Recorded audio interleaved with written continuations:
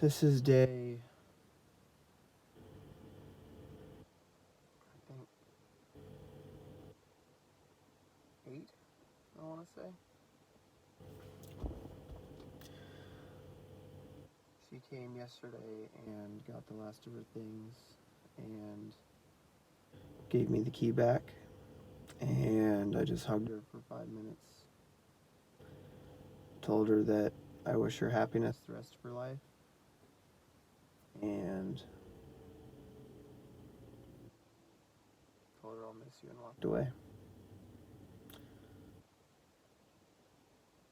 I had been doing a lot better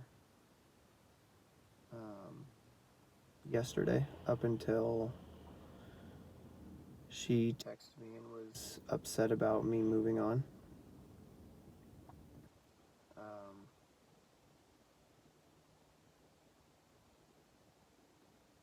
Which I know is a manipulation thing. I totally understand that.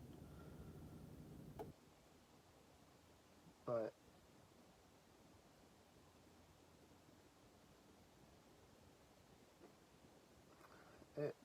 I'm just waiting on it to feel better.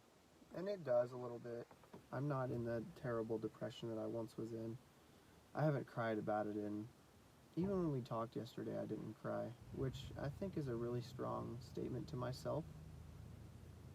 You know, I think it shows me that I am making progress and I am taking steps in the right direction.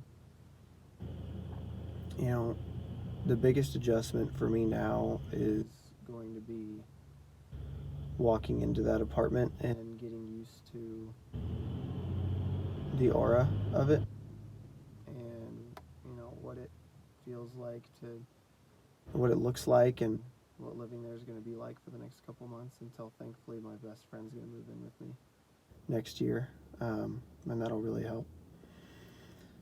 But you know, it's just hard, and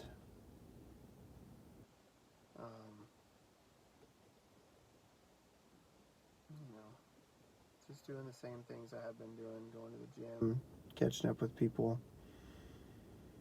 I haven't drank. I have no will or want to drink.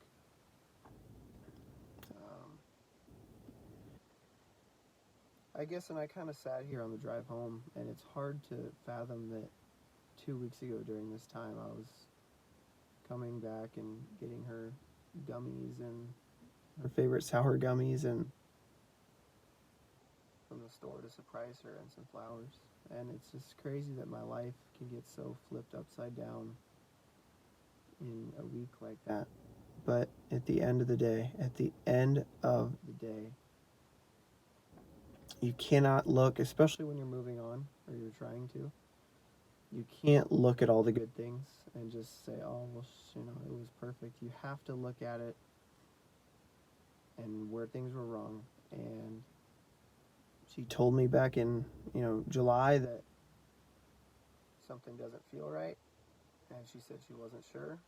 You know, she told me in hindsight that she felt that way before we even went to Texas. You know, I look back on the early days in our relationship and she was still tweeting drafts and whatnot about her ex. You know, shortly after we were dating for like the first month. You know, I remember asking her about it 2 or 3 weeks into the relationship, and she said she still thinks about him every day. And,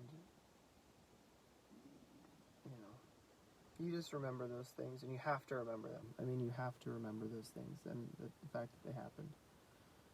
But